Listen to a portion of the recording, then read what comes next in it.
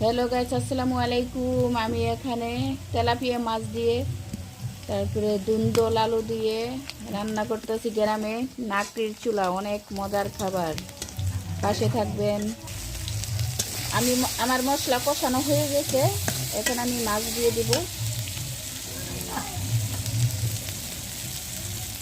এই যে দেখেন, টাটকা টাটকা মাছ, তেলাপিয়া মাছ। এখন আমি এটা কষাবো সুন্দর করে। কষায় তারপরে উঠাই নিয়ে আমি সবজিগুলো কষাই নেব, তারপরে মাছ দিয়ে দেব। শেষ পর্যন্ত দেখতে থাকবেন। মাছ কষানি হয়ে গেছে, এই যে মাছ আমি উঠাই রাখলাম। এখন আমি এই সবজিটা দিব।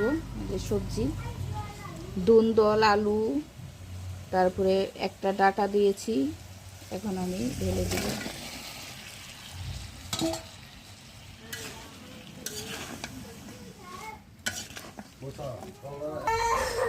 এই যে আমি রান্না হয়ে গেল আমার, মাছ দিয়ে দিলাম। এখন